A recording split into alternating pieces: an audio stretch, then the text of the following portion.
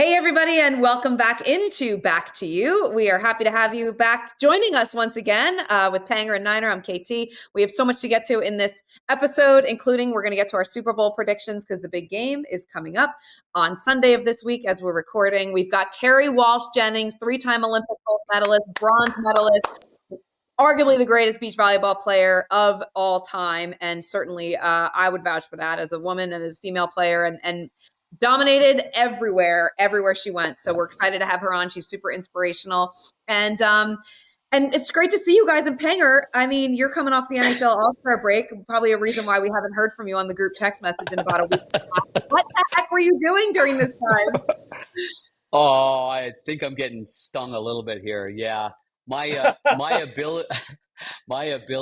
Well, first of all, I was on a 9-day road trip with the Blackhawks and a game and a game in between with TNT. So I was in Vancouver, out to dinner with Rick Tocchet and Adam Foote. That was a good night.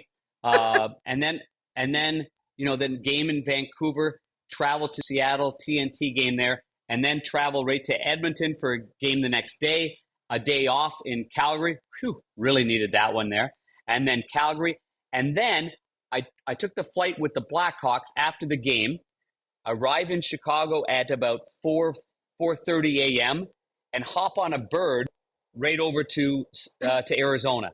Okay, so it was easier for me to get to a 1 o'clock tee time to join these 12 guys where we were playing 36 holes a day, except for the first day because we all got there at about 12. It was easier for me to fly with the team to Chicago, to Arizona, and get there at 11 o'clock than it was for me to fly from Calgary to Arizona, and I wouldn't get there till 12:08. Long story short, so I was a little fatigued at this point. I feel so bad for you. At this point there, I've got all these, when are we going to do this? And I'm like checked out, okay? nap time on the plane. Then I start playing. Well, then you know what happens when you get there with the group. Now I got 12 buddies I haven't seen in a long time, and now it's got the red wine going on. You got the food, you got things going on, and you're hot stoving all night long because we stayed right there at the bunkhouses at Whisper Rock. And then the next morning at 8 o'clock on the tee, 18 holes. Half-hour break, 18 holes. And then afterwards, again. So a lot. Keeps looking at the text thread, being like 95 text messages on the Back to You thread. What do they want? I was like, can you do Tuesday, Wednesday, Monday? When are you available to record? and it was tough, boy. I got to tell you, I was fatigued, and the no phone policy at the club, so it made it harder. That's right, KT. See that? You're not allowed to have the phone rolling around, so you kind of just on you anyway in the golf. No, exactly. So I just turned it off, and it was.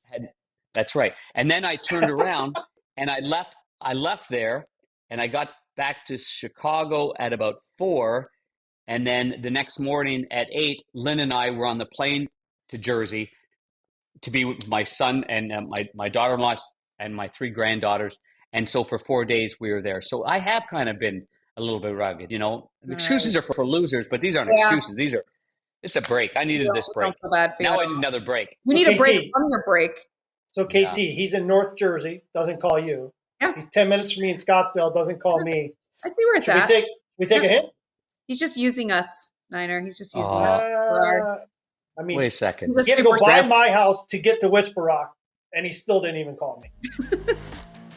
Well, gang, on this show, we like to showcase an event or a story which caught our attention as relates to an achievement featuring hard work and dedication of one's craft. That's exactly what Back to You is all about. This is powered by Miura Golf. And when you think of Miura Golf, you think of Katsuhiro Miura, the founder of Miura Golf, and he's mastered the art of steel. Take a look at this. That's hand-forged, baby, right there. That's what this is all about. Every forged club is handcrafted at the factory in Himeji, Japan, where Miura's meticulous process and attention to detail highlight the family's unwavering pursuit of perfection. And if that isn't Back to You, I don't know what is. Well, he was story Niner. Well, now that we've spent 20 minutes hearing the Darren Pang story and how great life has been for the last 2 weeks, let's get right to it, guys, because we've got an incredible guest and we want to hear all about it. And of course, in honor of National Girls and Women in Sports Day, which is February 7th. It is this week. It's exciting. let's get right to Kerri Walsh Jennings. Oh, that's some hot toddy right there. That's what that is. I wish I'm sober. Well, I might need to change that actually. No, hot toddy could just be water and lemon. Oh, okay. It is a hot toddy. It's water and lemon. Awesome. So you're wearing your ski hat, you look all snowed in a little bit. Where are you right now? So we live in Lake Tahoe on the Nevada side, Incline Village. We were in Manhattan Beach, SoCal for 20 years, and then COVID hit and our baby's little spirits started to shrink. So we were like, we got to get out of here, go somewhere a little more free, and we haven't left. That's awesome. So the babies are the 3 little ones. Now they're not little anymore, Kerri. No. You need to update me on the kids and where they're at and all their sporting adventures, because these are they are just the greatest little kids, you guys. Oh my gosh. Well, yeah, they're not babies. They're 14, 13, and 10, full of, hormones and attitudes and opinions and greatness and goodness. Whatever sports and seasons what they're playing, diversity is kind of the name of the game in our house. We have an 8th grader, 7th grader, and a 5th grader. Mm-hmm. My daughter Scout just started playing volleyball. My husband started a club for her. So she's got the bug and she loves it. And our boys are currently in basketball and they love it, so they're wonderful, like really good little souls. They're awesome. So the volleyball league being in Tahoe, I'm assuming it's all indoors at this time of year and what she's practicing? Yeah, the beach is frozen over right now and there's no indoor sand courts here. Yeah, so indoor, Lake Tahoe Volleyball Academy. And Casey, my husband, he played a beautiful career indoor, won a championship at BYU, won many championships on the beach. And he's a stud, but he's inherently he's a coach and he's lived such a crazy journey mine has been seemingly linear and his has been every which way and yet still reach the top of the mountain and all these things. And so for him to be coaching and kind of pouring into these young kids, it's really, really special. Yeah. And how special for the young kids to learn from Kerri Jennings as well. It's amazing. Yeah. I know. They feel it, they feel it, which is really nice. Yeah. I bet. What's it like? I bet he's a great teacher. He really is. I'm a terrible teacher. It's I can't articulate. I talk fast. I get nervous. He's just he's calm and composed. How fast I talk, he talks the opposite. He's he has a good pace about him, but he talks to the kids they're not they're adults, but with a lot of reverence and respect and responsibility. And I think they feel that he can see the potential in them. Mm-hmm. And so they take pride in that. And I think that's such a powerful gift that a coach can instill in these kids. It's hey, you can do this. I'm going to give you some tough love, let you know the how and the why, and it's up to you. I'm gonna jump in. I didn't want to interrupt Panger like I did last time, but what is it like for you, watching your daughter, but also your sons who are involved in so many different sports? And I thought it was so interesting you mentioned diversity in sports because so many people are putting their kids and focusing on one sport at such a young age. And you were a diversified athlete straight up through your days in Stanford, and you played basketball and did all these wonderful athletic accomplishments in many different sports until you honed in on volleyball and you knew that was going to take you to the top of the mountain. But why is it so important, do you think, for kids to be diversified in sports when we're seeing it go the opposite way in so many different cities and towns across the U.S.? I know. It's just sports is just wonderful, and for me, it's been my mechanism to understand my life and the world and myself since I was born. It's such a gift. And so the fact that these kids are dropping out by the time they're 13 or 14, mostly young girls by that age, but young boys as well. The fact that the kids are asked to be specialized, not only within a position in the sport, but within a sport itself, pick one sport when you're 10 and go with it. And, my thoughts on it is just that I want range in my life. Yeah. And you only get range by trying new things and being a beginner and having reps in all these different environments, and when you have range, it's not just physical range for the craft and it's athleticism. It's problem solving. It's the way to communicate in a different, I went from indoor volleyball, which is, there's 6, I have 5 other teammates, to beach volleyball, there's 2. And that everything I learned in indoor, I brought to the beach, and everything I learned on the beach, I bring to my marriage. And, so it's just really important to just to try things. And something that my husband does so well, and my parents did really well growing up, is they planted a lot of seeds in me, and I just feel you never know what's going to bloom. And so as parents, I understand the stress, of asking your child to play club elite sports, pick a spot, like, and just hone in. I understand it because it's not easy to say no to that. However, if we think big picture, if we think of, what kind of self-awareness and self-esteem and capacity do we want our children to have 10 years down the road, specializing maybe in this one little area isn't going to give them that. So God bless all the parents trying to figure it out. God bless the kids who are so willing and to do whatever it takes. I just hope that we can kind of have a paradigm shift where people celebrate diversity again, celebrate, playing for the joy of it. I played basketball in high school because it made me better in volleyball. I didn't want to play, but it's like kind of that perspective. It just wasn't the end result. It's like, how is this going to make me become more and better of myself? Yeah. So that's the encouragement to parents and to kids. Speaking of, I ran cross country in high school because it trained me for basketball and for softball in the spring. And then all of a sudden cross country became my best sport. And I went to college on a scholarship for it. So planting the seeds, as you mentioned, it's like, you never know what's going to strike and what's going to work. Sure. And I find it fascinating that, I just think it's so great to be involved in so many different activities. And by the way, you meet new friends in all different sports. Exactly. Different, each sport requires a different type of discipline too. So you're coached by different people, all of it. Speaking of dual sports, are the kids into skiing now that you're in Tahoe? They are. We have one snowboarder and my Joey, and then we got 2 skiers with Sundance and Scouty. My husband's a boarder. So it's so cool. So we live in a really little town here in Tahoe, and every Thursday the kids get out at noon and they get to go to the mountain. Nice. It's pretty incredible. Yeah. So it's really beautiful. And my husband and my kids live the lifestyle here really, really well in the winter. And I'm just kind of a chicken. Like I grew up coming here skiing when I was a young girl. And then when I got to Stanford, I got my scholarship and they said, if you get hurt skiing, we're going to pull it. And I just never really hit the mountain anymore. And I wish I would have called their bluff because, once you stop something, it's so hard to go back. And so I'm just kind of chicken right now, but it's so worth the discomfort. I just need to get out there. Do you miss Manhattan Beach? I know you guys spent a lot of time building that house and, you just kind of settled in there. And then all of a sudden we know what happened with the pandemic, but how much of it do you miss? We certainly miss the new house that we built. We moved into this little cabin here and it's beautiful and wonderful and cozy, but, new is nice. We miss our friends, more than anything. It's kind of shocking how much I don't really miss LA because the moment I graduated Stanford, I moved down there. So it was my home and I loved it so much. And, but the beach was my job.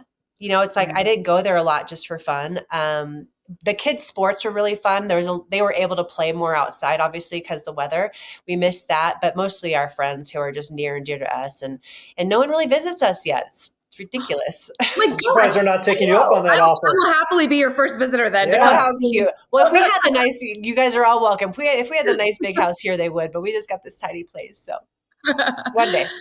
Yeah. How far are you from Edgewood and South Lake? Oh my gosh. I don't even know. So we're in Incline Village and Diamond Peak is our home. Okay. Peak, which is like literally 3 minutes away. And then Mount Rose is really close. Edgewood, is that South Shore? South I don't Lake leave my I don't leave my bubble, so I know it's not too long around the lake. South Shore is probably like 40, 45 minutes from us. So easy.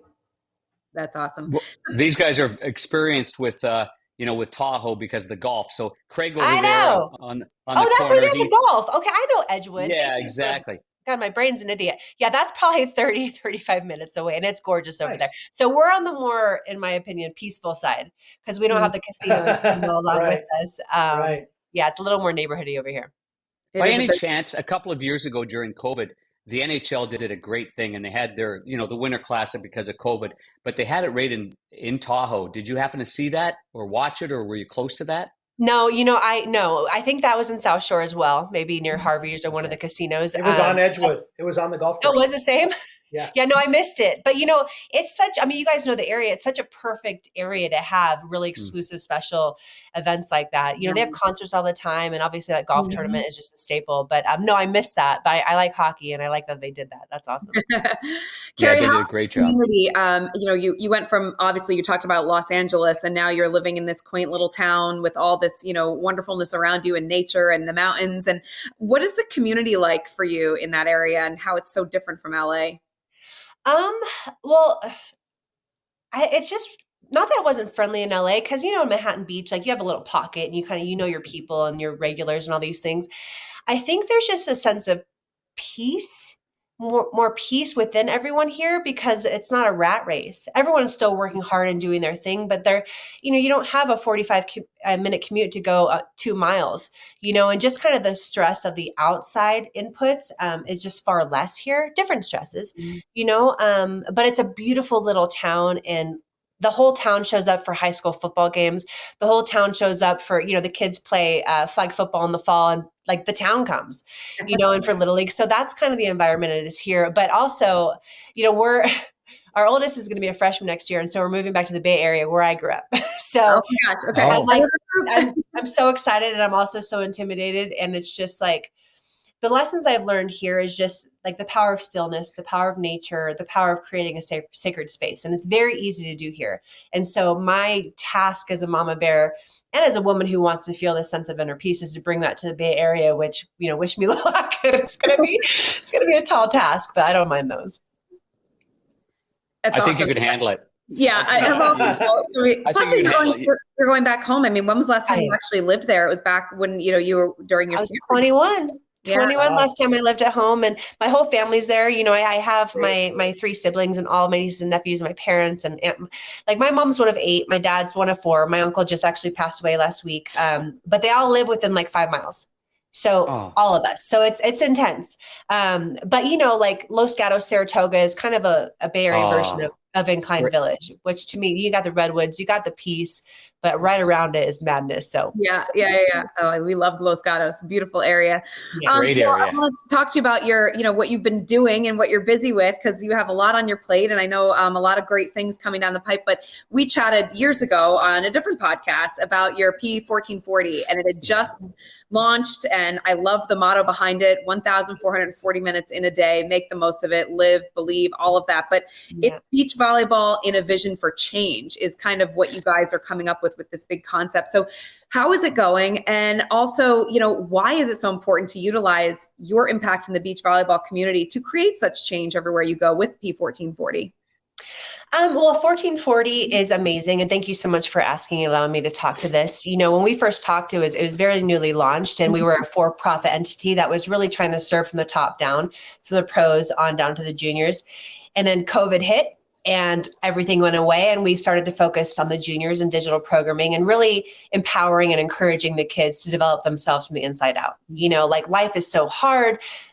Which is okay. Hard isn't bad, but life is challenging. If you're on a pursuit of greatness, whether it's, in the classroom or on the court or in any which way, you're going to need to be fortified. And so what was so cool over COVID is that we would have, these really intimate group trainings where we would send them volleyball training. So fun. They got to get outside and be active with a sibling, but also we would do the mindfulness and, the breath work and the meditation, and just kind of getting them connected with who they are and their self-identity. And that was the stuff we had so much feedback about. And so now moving forward, COVID's long gone, and we're hosting tournaments. We have the Fab 50, which is 50 of the best juniors in the country coming together to be trained and create community and mentorship and beautiful things. And so, but all with the theme of empowerment and encouragement. Because as we started this kind of conversation, it's just, there's so much stress and specialization with these kids, and that's okay. But wherever the kids find themselves, we just want them to know that they are the hero of their own story, and they don't need to wait to be saved. But the newest thing about 1440 is that we are now a nonprofit, P1440 Foundation. And with that, we're, inviting the community to help us change lives. Last summer, we had our programming in the LAUSD school system in Los Angeles, and I think we trained over 750 kids throughout the summer, not only in volleyball and introducing them to the game and the fun, but also the breath work and agility and all these trainings that I do as an Olympic athlete that I know is relevant for you guys, for these little kids. Right. And the feedback was wonderful. So 1440 is growing. If everyone can go to p1440.org, it's such a beautiful, powerful thing. We're training and developing the elites, and we're training and developing the newbies. That's awesome. That sounds really awesome. We are here with Kerri Walsh Jennings, and I'm just looking, and I'm cheating a little bit here because I know how tall you are, and I'm really little. And Kerri, I'm the second smallest goalie to ever play in the NHL. So I'm 5'4.5", and I love is it really 6 feet of sunshine? Is that your nickname? Yeah. Yes, it is. See, that is so great. I love that. My nickname when I was playing junior hockey, the coach got mad at me. I gave up a couple too many goals. I was a goalie, and he called me short ass. So short ass and Very 6 feet of, descriptive. see, 6 feet of sunshine. That sounds great. I wish you would have called me 5 feet of sunshine. That would You're be fantastic. so cute. Well, I just have to say that I really have always appreciated being tall. I'm 6'2" and a little bit. My dad is 6'8". Okay. You know, I always wanted to be like my dad, who is tall and graceful and powerful. My mom's 5'7", not short, but she, you know, we're like, you're a small fry. Like, I want to be tall like my dad. That being said, as I went through I kind of grew a little bit late. I was never short, but I was always kind of middle of the pack. And then I grew in high school to be, you know, taller. But I was always so appreciative of not growing too fast, too soon, because then you don't become a master of your craft because they allow you to be sloppy, you know? And then as I became a pro, I was like, I think that gave me some grit and some focus on the details that sometimes you often don't get when you're tall.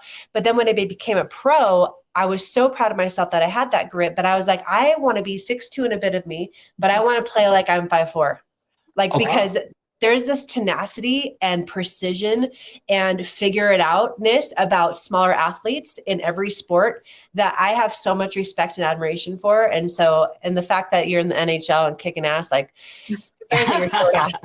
Like, that's just awesome.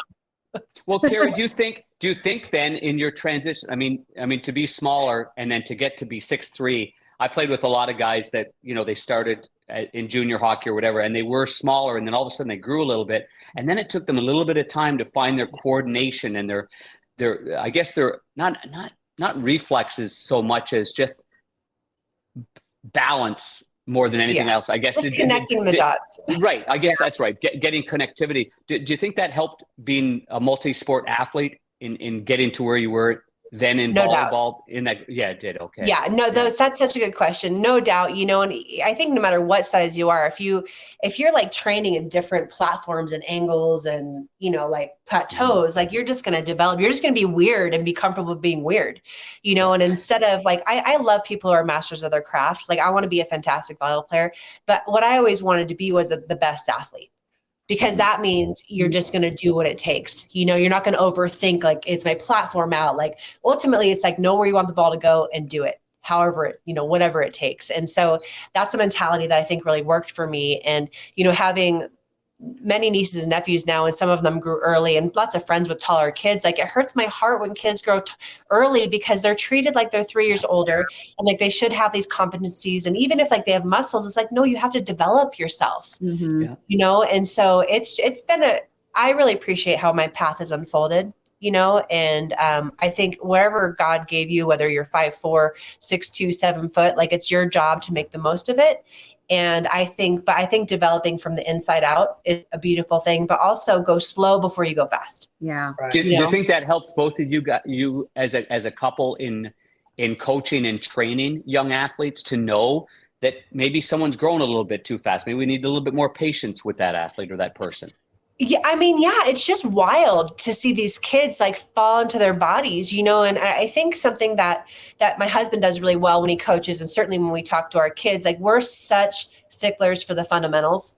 Like, it's like, you can't do anything else until you got your footwork, until you have a good attitude, until you know just the basics, you know, and if you just focus on that, even when you're kind of wild and like Bambi out there, it's going to give you a place to go back to when you're still feeling weird, you know, and then it doesn't make, you don't have to worry about the XYZs. You're like, let me just focus on being right here and having my footwork, you know? So I think that's an antidote to that kind of stuff. I gotta tell you, I would love to be an athlete in with you guys, because the way you say things, like when you're feeling weird, you use words that are so easy to comprehend. I bet they just love it. I'm a simple one for sure. Well, and I'm just weird. Like, I've lived so much, and I've failed on every stage. And, you know, I think one of the beautiful blessings that I've had, the way I'm made up, is that, like, growing up, I was so oblivious. Like, I still am so naive and Pollyanna, but I was so oblivious to like things outside of myself, just because I was like, oh, this is so fun and I don't even care, and that's still with me to this day, to a certain extent. And that's something as well. Like, I think it's really important to say, be weird. Yeah. It's okay. That was an ugly pass. You didn't like, just get the job done. Like, it just takes the pressure off, because there's so much pressure on these kids to feel like they have to know everything from day one and know how to do everything from day one. It's such a fallacy. And my son, Dance, he's our 13-year-old. This kid is so hypercritical on himself. And he's like me, where he just needs a million reps. He just needs to get it in his system, and rep it out. Whereas our oldest, it's like he was born knowing how to do everything, And so obviously there's like this subconscious comparison in these things. But it's just like, for both of them though, it's like, it's going to be hard. It's going to be weird. You're going to feel like you got it. And they're like, where'd it go? I'm like the worst, And so sharing with them kind of the path to greatness or to learning, like, frustration is a mechanism that our bodies are designed with to help you focus and create urgency. Mm-hmm. Shouldn't that take the pressure off? So anytime I get frustrated now, I'm like, oh, okay. Like, this is exciting. I'm going to learn something here. Right. And I've learned this through all the specialists around me. So yes, it's so fun to share it with these kids. And I hope they like being coached by us. I'm the cheerleader, not the coach. I love it. I just love your perspective. I remember, you guys, I covered Kerri down in Rio for beach volleyball, and it was so exciting for me because it was my first time actually like covering beach volleyball and being a part of the Olympics grand stage on NBC, and watching Kerri come in every day. I was just like, oh my God, this is so amazing, because when you walk in, Kerri, your focus is just laser. It's on point. But then you were posting at the time so many beautiful quotes about what was almost like driving you from the inside, like beautiful Paulo Coelho quotes from The Alchemist, and really like things that resonated with those that were watching you. So it was almost like entry into your mind going into these enormous matches on this grand stage of the Olympics. And I'm just curious, like, what was it for you that would help you get through the pressure of these situations? I mean, 3-time Olympic gold medalist, and then you're coming into Rio, you're trying to do it again, and there's enormous, you could feel the weight of the country on your shoulders, right? Like, how did you manage that pressure? Well, I think that obliviousness really helps that I talked about before, because it's like my mentality with the Olympics. And it like since my second Olympics. So my first Olympics was indoor in 2000, and then I moved to the beach. So my first Olympics on the beach, I just had this mentality, and I think it's because I was so comfortable with Misty and I loved her so much, and there was so much trust. But it's like, we have done the hard work, and now we're here, and now we can just go play. Wow. Like, it felt so liberating every Olympics, even in Rio. Like Rio, I knew we were going to win. It was so crazy. And then you have a bad night in the semis and you're like, devastation. But I had that feeling. And it's like, again, because the qualification is the hardest part. Like, it's way harder. The Olympic tournament is way easier than any other tournament you play in, because it's a smaller field. There's only 2 Brazilians, 2 Germans. Right. Usually there's like 5 of them, right? And so it's interesting. It's like Hoosiers, you map out the tape and the court's all the same. It's just a different setting. And so, but for me, thank you for asking. I'm so glad you like that, Kathryn. Like, I love quotes. I've been collecting them since I was 10. Me too. That's it's a big deal, And so for me, it's like, I genuinely surround myself with that which I want, and that inspires me. Like, I've said this a million times, I only wear gold. I have quotes everywhere. My social media, the algorithm is all inspiring health, wellness, and kicking ass, so it's like, this is what I'm surrounded by. And that helps me remember to appreciate it, to remember that when things get hard, that's okay. It's part of it too. And it's there for a purpose. But there's so much beauty in the process and the journey. And I think that's what was behind posting those. Everything I post is for me. I share it with my friends, and they're like, is this like, they take it personally, like, do you think I need this like therapy? I'm like, no, it's for me. I thought you'd like it. Right. with all those quotes and everything, do you do a lot of motivational speaking? I do, I do. And it's something that I'm really starting to enjoy. I'm not a keynote speaker yet. I really prefer the fireside conversations, just because it's like this conversation, like, it could go anywhere. Mm-hmm. And I need to get a keynote, because there's just so many opportunities out there. But what I really do love is, I just really love encouraging people and inspiring people. And if I do that, then that means I have to be living currently a life that I'm inspired by and encouraged with, so it really keeps me accountable. because I never want to feel like a has-been. And it's really easy to feel like that when I just retired, and it's like, shit, are the glory days behind? It's like, no, I don't just subscribe to that. I don't subscribe to a shelf life. I believe the best is yet to come, and it's up to me to figure that out. Even though right now I have no North Star and I feel a bit lost, I'm allowing the process to unfold, and it always works out pretty beautifully. Right. Yeah. That was definitely a question we all had, but certainly, I mean, retirement, it's such an impactful moment in time for any professional athlete. And it can go a number of ways. And when you finally came to the realization that the beach volleyball career was coming to an end and was going to end, how hard was it for you to transition into this new phase of your life? I mean, you have a beautiful family, you had so much to be grateful for, but your identity as a beach volleyball player was changing. And so much of that is, what we define ourselves by. It really is. I think the hardest part has been I miss being physical so bad. Mm. I mean, I love training. I love feeling strong. It's part of my identity. And that, with COVID and with injuries, it's been a challenging couple of years with regard to my physicality, but I've come through strongly knowing that whatever I do next, physicality is going to be a part of it. Mm-hmm. It's just, that's important, that wellness, that fire inside, it's not just mental and spiritual. It's it's part of me. And I'm retired from Olympic competition. I can't say I'm retired because I'm working on, starting a pro beach volleyball league, and I might just need to play in it. I love that. I really love that. You just never know. And I believe in this game so much.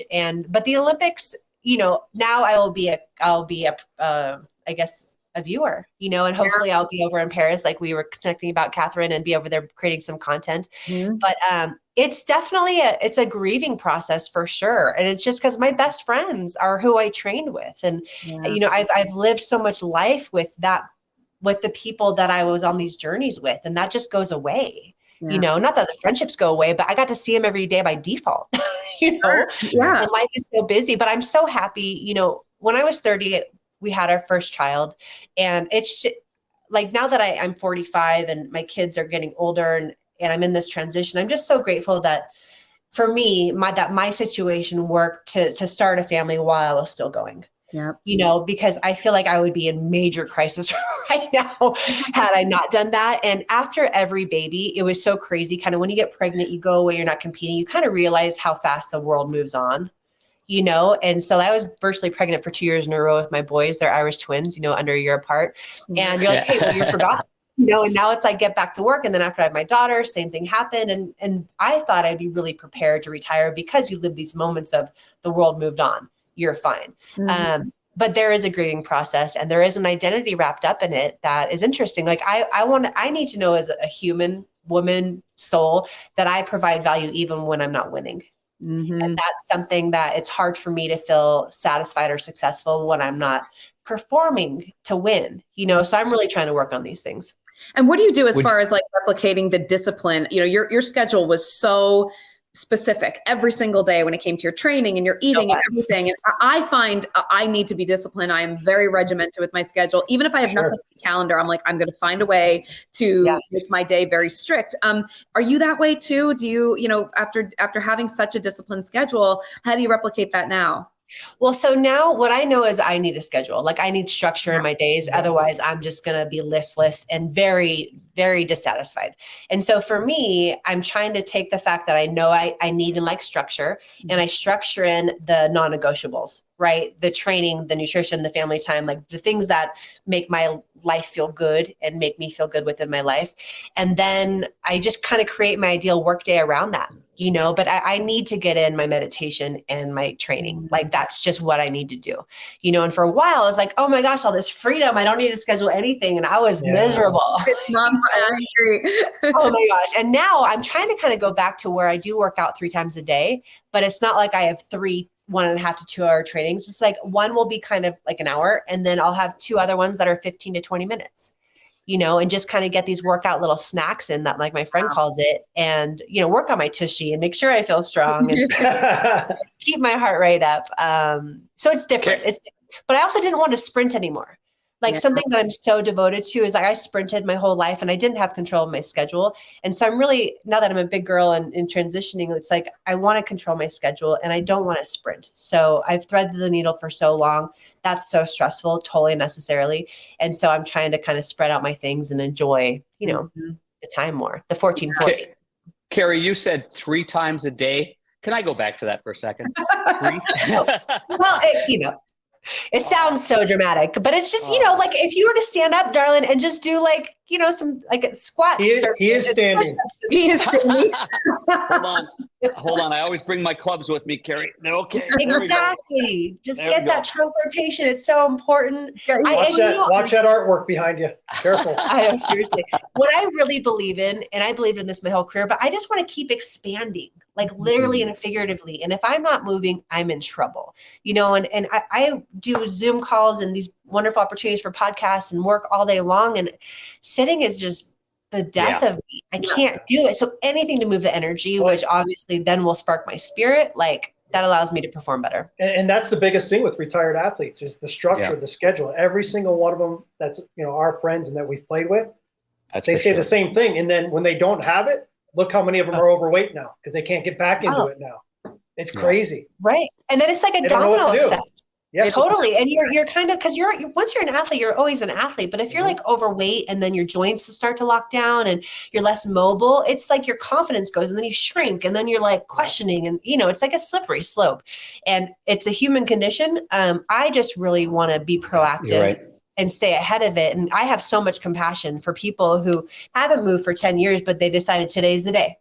And then the key is like, we can change our life on a dime if we commit to it. But then tomorrow, today's the day. And the next day, today's the day, you know, and that's kind of the hard part going back to discipline, that we are our habits, you know, and understanding things are going to be hard to me takes the pressure off it because then I just don't expect that ease and flow all the time. I expect things to get ugly and weird. Kerri, I was really lucky when I retired from the NHL. I was quite young. I tore my ACL twice and I decided to go in a different direction. And I told many people that my career was ruined by a certain player that fell on me. And other people after that said, no, your career actually started after that player fell on you.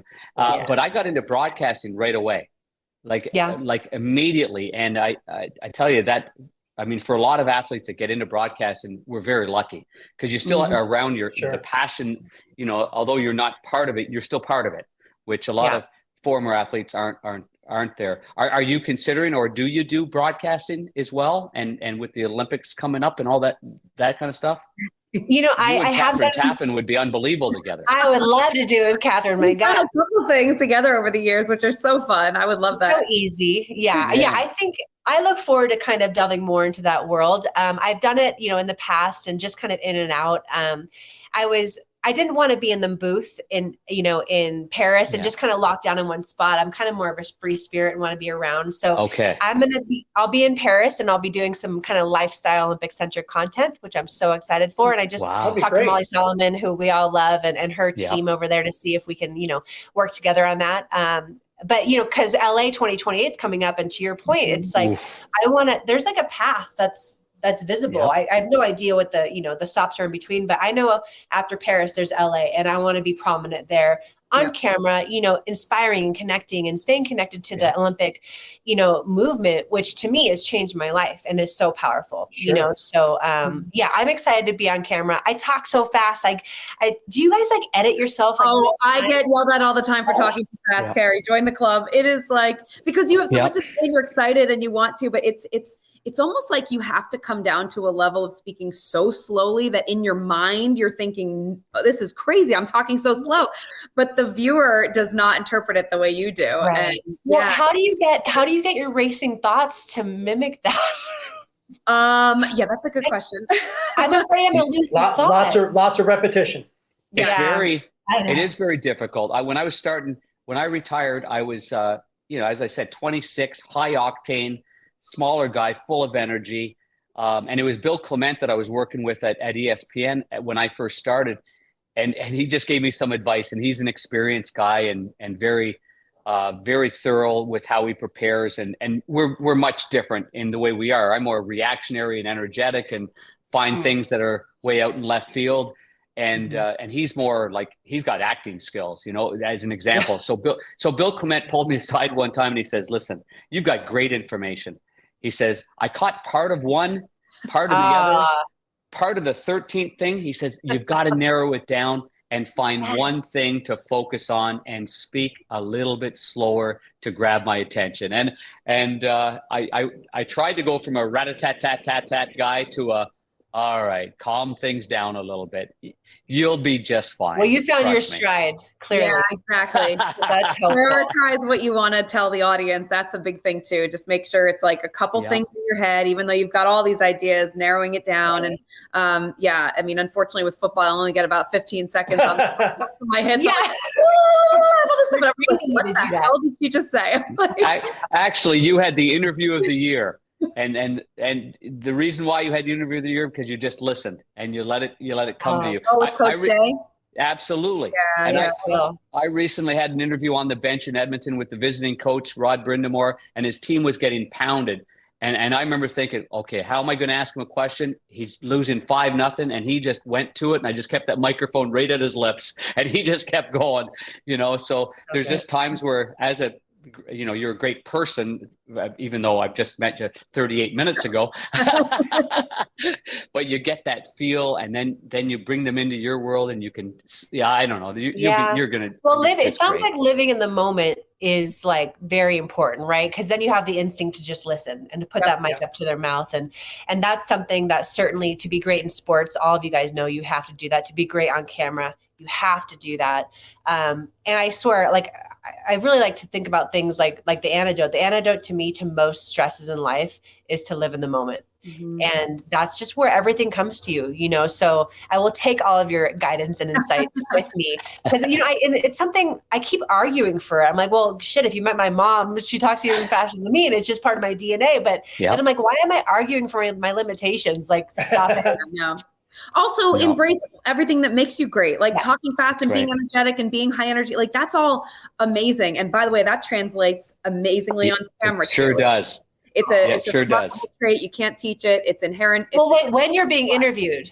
When you're being interviewed, right? Not when you're Well, I don't know. I bring an element. People always say to me, like, you're the same person on camera as you are off camera. It's like, I just genuinely care about the person I'm talking to, and, asking the right questions. And I just remember going back to Rio when, it was my first time covering beach volleyball. I didn't know what I didn't know, but I had two amazing people that I was working side by side with Chris Marlowe and Kevin Wong, both, beach volleyball players. And we got there a week before competition began, and I just sat and I stood and I went to all the practices of all the nations and just listened. And I listened to how they were asking questions of the athletes, what the lingo was. And, I find, because you said that key word, listening. And I just think just in life, like, listen to what you hear, listen to those around you in your professional and in your personal life. It's amazing nowadays how much we just don't listen, and you miss out on moments and information and preparation. Yeah. So listen to the answers, right, KT? Yep. Listen to what they're saying. They're leading you they're leading you in the direction that they want to go to, and maybe you can find something from them. Yeah. Right. Okay. I love Kerri, you did mention the team, the Professional Volleyball League, but also I know there's a team in San Diego you're involved with right now. Is that correct? Yes. It's so fun. All nice weather places, by the way. Yeah, all nice weather. I know. I went to Stanford. I'm a smart girl. So the Pro Volleyball Federation had just launched end of January, and I am part of the ownership group for the San Diego Mojo. There's 7 teams in this inaugural season. Places like Omaha. Oh my God, I'm gonna be an idiot. Orlando. I don't need to go. Vegas. So 7 amazing teams, and I'm part of the ownership group. And we were one of the last teams announced, and so we're playing a bit of catch up. But we have an amazing roster of athletes. These girls, I don't know if you guys know, but typically when the girls graduate college, they're amazing athletes, like hungry to become pros. Usually America's Best, they have to go overseas for 8 months out of the year to go make a living playing, club ball overseas, whether it's Asia or Brazil or Europe. But this franchise and this league is allowing the athletes to stay at home to make $60,000 for a 4.5 month season, and it's guaranteed. There's 2 players per team that are franchise players, and all the kind of like NIL and like love that they've accrued over college doesn't go away because they get to stay here and play. That's whereas the moment you sign an overseas contract, all of that love and adoration and connectivity goes away. Right. So this is a solution that has been a long time coming. I'm so proud to be part of this. I'm supporting on the league side where I can. And then the Mojo, we play at Viejas Arena where the Aztecs play in San Diego. And our first home game is on the 23rd. If you guys are around, bring all your friends. Can we watch us? Where can we watch us at? You can watch us streaming and all the stadium channels, certainly YouTube. We have, I think we're finalizing our TV broadcast with CBS, but we haven't hit that. We haven't been on network yet, but that's coming. So Stadium Sports, but it's pretty wonderful. And if you guys can follow San Diego Mojo VB, it's pretty fun. The girls are so charismatic. They're beautiful. They're strong. They're fit. They're hungry. And then the first match of the entire league was in Omaha, Nebraska, like the most genius place to play the first match of the league. And almost 12,000 people showed up. And earlier in the year, they had 92,000 people show up when they played in their football stadium for the Cornhuskers. Like that was incredible. That was one of the sports. I mean, that made national headlines. It was amazing. Global, and volleyball, it's like our time is now. And now, the media, NBC and ESPN, like they're getting behind collegiate volleyball. And once the media gets behind something, it's going to take off. And so this has been a long time coming. It's pretty exciting. Yeah. And we're seeing it with women's sports. There you go. Right now. Yeah. Attaboy. Looks great. Yeah. Looks We're really great. With the women's sports. Kerri, I know we've kept you on a long time, but I do want to acknowledge that one of the biggest reasons I wanted to have you on this week was because it's National Girls and Women in Sports Day on February 7th, which is just a wonderful day to celebrate what we all celebrate every day anyway. But, what do you think about, you mentioned with how big volleyball is becoming and now with the media rights deals, we see it with women's hockey as well. We're seeing so much investment in women's sports and it continues to grow and continues to prove the naysayers wrong. But in honor of this great day where we celebrate sports and women in sports and girls in sports, where do you think we're heading with all of this? I mean, I believe we're heading to beautiful green pastures and, no ceilings. We're not male sports. We're not men's sports. We're different. And I feel like finally our culture and society and the marketplace is willing to acknowledge the greatness in women's sports without comparing. The moment you compare, it just both lose and mostly the women lose. The men are so dynamic and they celebrate what's best about them. And now we're starting to celebrate what's best and most unique about women. And that to me is the best part. I have 2 little boys. I love the way they play and get dirty and wild. I have a little girl. I love the way she shows up and expresses her competitive fire. It's different.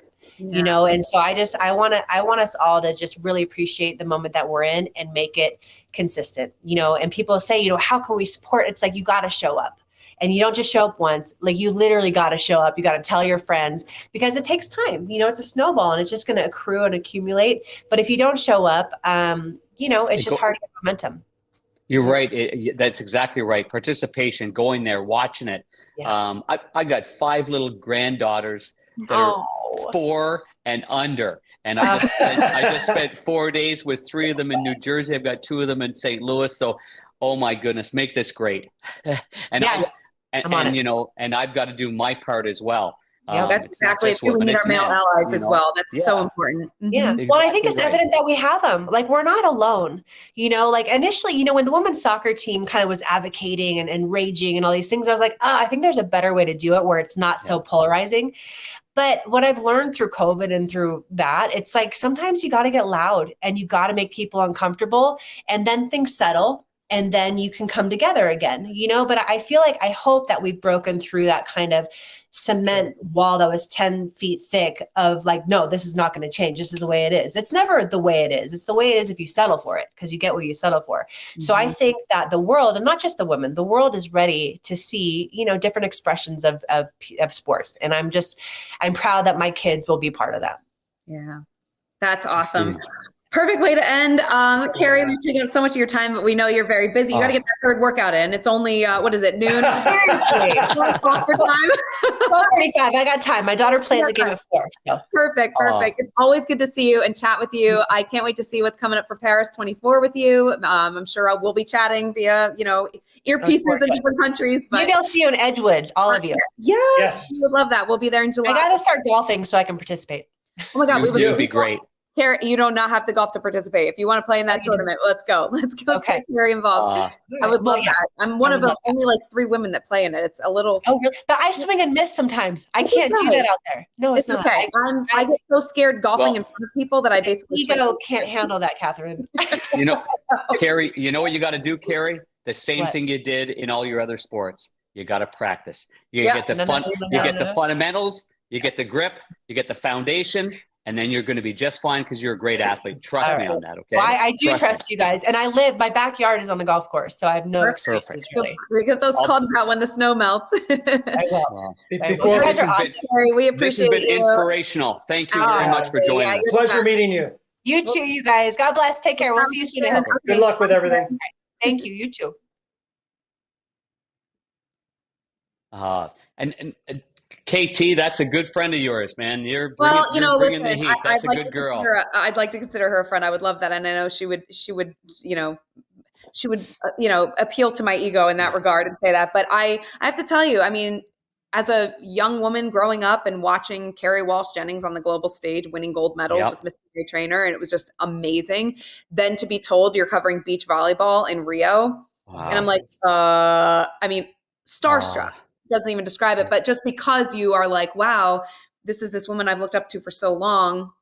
And, she's only a few years older than me, but from an athletic standpoint and also from what she represents, I mean, you just said it, Panger, inspirational. And to see her come into that venue every day, you guys, I'm talking like every camera was available at NBC. It was always the primetime game on NBC, Kerri's and April Ross's match, and their games. And, she's a force. You mentioned 6'2" plus, a total force and of positivity and also intensity when she plays. It is a remarkable thing to see and to witness in person. And I am so grateful and honored that I had an opportunity to be on those sidelines for beach volleyball. I was lucky enough to watch her play back in the Hermosa Beach, Manhattan Beach days in the early 2000s with our good friend Georgie Peros. Go over there and watch with him. But I was just going to make a comment when Kathryn said, I went over early in Brazil and wanted to watch and listen. She was at Copacabana Beach, Panger. Let's face it. Oh, I know. That's why she went over early. I wanted to go early and get my prep in. I did. I had to. I lost my luggage. I lost my luggage. I won't bury the airline that made my trip an absolute living hell getting to Brazil. But I didn't have clothes for like 3 days that I was there. Don't even get me started on airlines again. It's every week. Here we go. But that was awesome. And I'm very grateful we had her on such an important week with National Girls and Women in Sport Day. We're going to see it all over Instagram and Twitter and everything, just promoting the importance of women in sports. And Panger, you mentioned your 5 beautiful granddaughters. Like if and when they decide they want to play sports, it is such, to me, having played sports my whole life, not at the level Kerri did, obviously, but it made me who I am. It's made me who I am in my career. It makes me want to ask the right questions of athletes. It made me have friends at a young age. It gave me confidence at a young age. There's just so much greatness with sports. And I am glad that our society is really encouraging women and young girls to get involved more in sports and to have that support they need to do so. Yeah. And it's not the first generation to try to knock down barriers. I remember my sister Sherry was a heck of an athlete. She was a great swimmer when she was younger, and then she morphed into a lacrosse team. She played on my Bantam lacrosse team in Ottawa. We were playing actually for the Gloucester Griffins, and she was good enough. She was a good enough player to join our team of 14 or 15. We won a Canadian national championship, and we still look at those pictures, and I remember. Certainly she got knocked down and people, guys said things about her because she's a female. She just gave it right back to them. It didn't matter if she went out there and she was competitive and she did it. But as years go on, many, many athletes have done so. Some have stuck with it. Some have not stuck with it. The barriers that have been broken in the PWHL, the Women's Hockey League, we're seeing it's unbelievable. That turnout in Minnesota, that's amazing. In Minnesota. Now that needs to keep going again, because leagues have tried to start up and for whatever reason, it hasn't been successful. It's very important for the girls to continue to promote, to play competitive hockey, to play hard and to win people over that way so that people want to go. So sponsors want to spend money. Right. I'm hopeful for that. My daughter, Sammy, she, like Kerri just said, my daughter played every sport. She wasn't great in any one sport. She'd be the first to admit, but she tried everything. volleyball, soccer, track and field, diving. And I always applaud her for that because she loved all the sports. She wanted to be part of a team, and she was a great teammate. And I think that's something that has helped her for her entire life. She got on a horse when she was 5 years old. She can still go ride a horse. She can go skating. She can go play soccer right now. Like, you don't have to be the best or the greatest. Yeah, exactly right. Yeah, exactly right. So, anyway, I'm really inspired by Kerri. I'm glad that we had her on our Back to You show, and great. And you're going to be on the microphone, I'm sure, with her, and you're going to say, "And back to you, Kerri." Yeah, back to you, Kerri. That's right. I will. In a couple months. I say we get a boat when we go to Tahoe in July and just cruise on over to her house. I love it. Let's go cruise over to her house and play near her cabin. Well, all right. We thank Kerri Walsh Jennings for joining us. And guys, it is a big week. All of our colleagues and everybody on the planet is focused on the Super Bowl. So I've got to put I heard about it. Yeah, it's kind of this big deal happening. I got to put you on the spot and get some predictions. Niner, what are you thinking? Go I know first, what Niner's Panger. thinking. Go ahead, Panger. Well, Panger, you go first. I'm highly influenced by my son-in-law. Luke Clifford is from Kansas City. He met my daughter at Mizzou. He loves the Royals. He loves the Chiefs. So I'm all in for I'm always in for the Chiefs. When I see my little granddaughter Charlie and little Hadley, and one of them's got the Kelsey little sweater on, and one of them's got the Mahomes sweater, and the minute it's a Chiefs day, they put them on. Everybody's pumped up in the house. Then I'm ready to go. So I will not sway away from that whatsoever. I'm gonna lean towards that. And their experience is what I'm going to say is going to get them through this. It's the experience of being in the big moment on stage with the microphone, with everything around them. You can't teach that, guys. You guys know that. You have to have that experience, and so that's why I'm going to lean towards the Chiefs. Niner, what do you got there, big guy? It's been so tough the last few weeks. I was heartbroken. Come on, big guy. I was heartbroken when Detroit got beat the way they got beat, but sorry about that, buddy. That was an emotional one for you, and I know I was numb. I was numb all night. I didn't know what to think. But that's not the first time you've been numb all night. KT and Panger, I can honestly go on record saying for the last about 7-8 weeks of the season, I was dead set on whoever was coming out of the NFC is who I was going to bet on for Super Bowl. I just felt it was the NFC's time this year. Now that we're there, to see Kansas City go on the road, so they beat Buffalo, they beat Baltimore, right? So they knock off a couple big seeds on the road. They've got the experience. They've won it before. Technically and usually you'll go with the better quarterback in a Super Bowl game, correct? Correct. 78% of the wagers are coming in on Kansas City. And you know how I feel about when general public and all the money comes on one side. I want to lean towards the other. I look at it where, okay, Mahomes, better quarterback. But he's the better quarterback, has the trophies already. But San Fran's got some weapons. Yeah, they got running back better, tight end just as equal, in my opinion. Better wideouts. Their defense got exposed a little bit by Detroit in the run game. But Kansas City's got a good defense too. They're pretty tight defensively.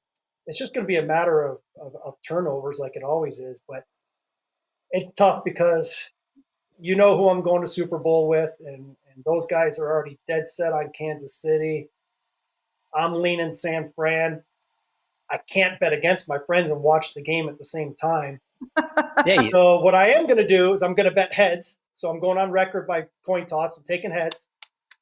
And I may just have to play the over-under and either root for no points or a lot of points and maybe just stay away. But my heart's telling me San Francisco, and I don't want to deter from that. But I'm leaning San Francisco. 20 minutes later, he gives us his pick, but I had to give my reasons for it. I guess so. You did. I'm going to just keep it simple. I think they're both. I want to see a great game. I think we're going to see a great game.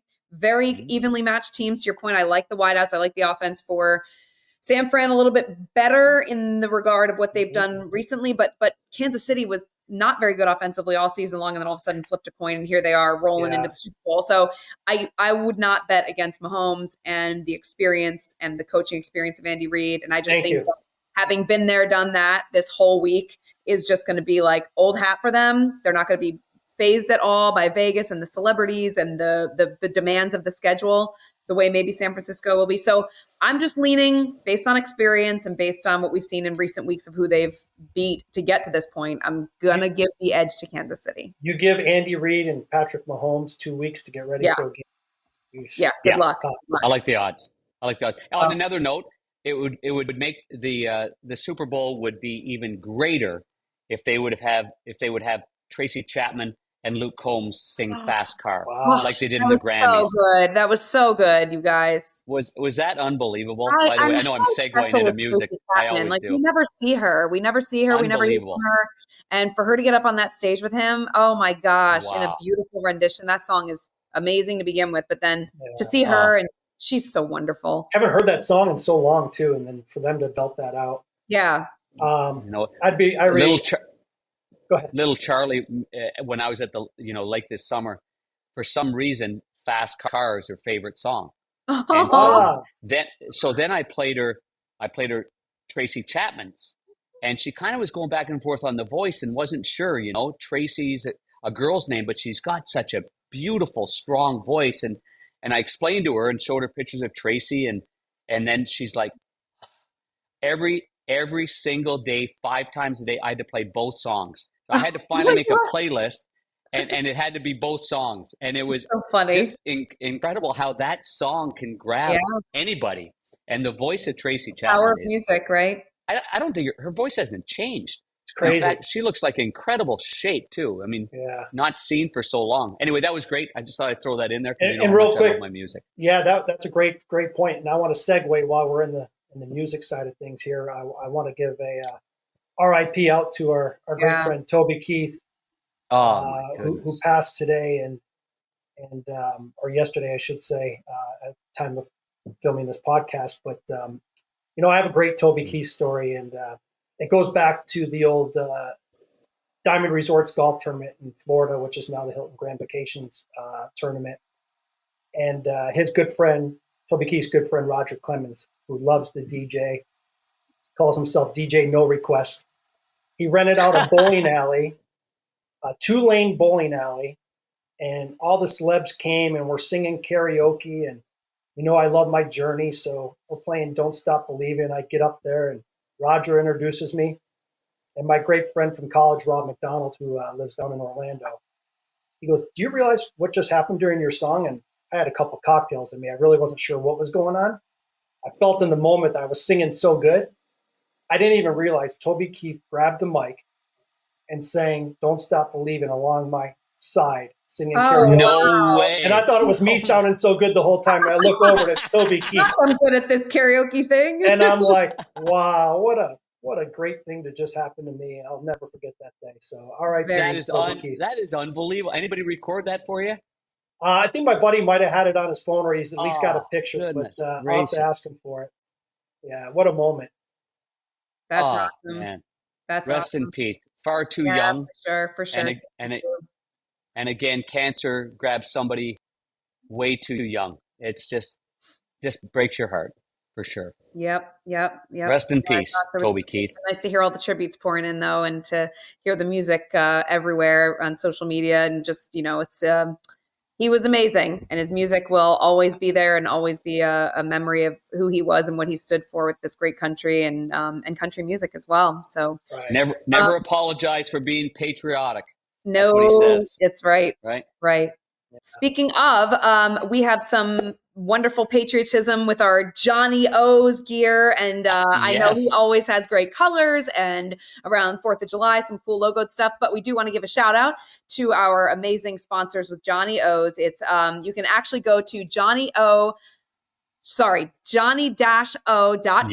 and get 15%. I'm screwing this up, you guys. Panger, you're way better with this, but you can get 15% off your order by entering the code B, the number 2Y, and the number 15. That's B2Y15. Back to you. You get some really cool gear.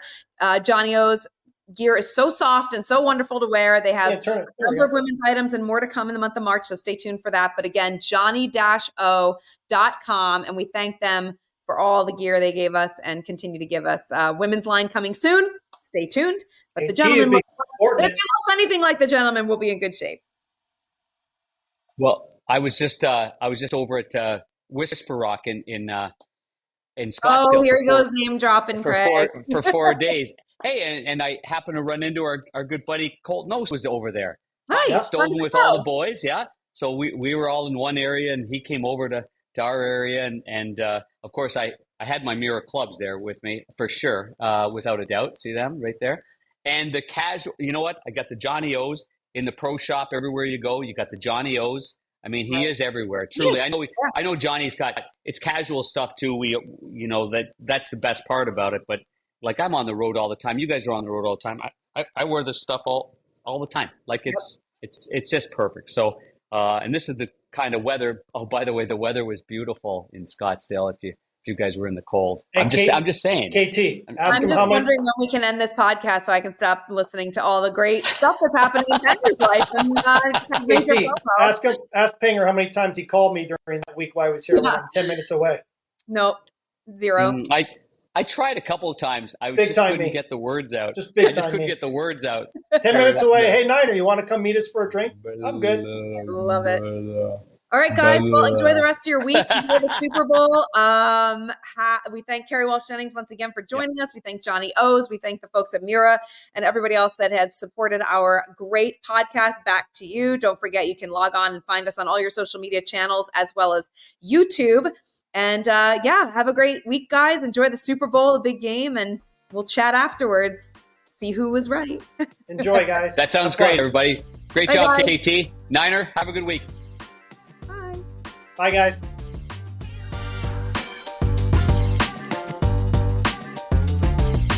You go to johnny-o.com. johnny-o.com.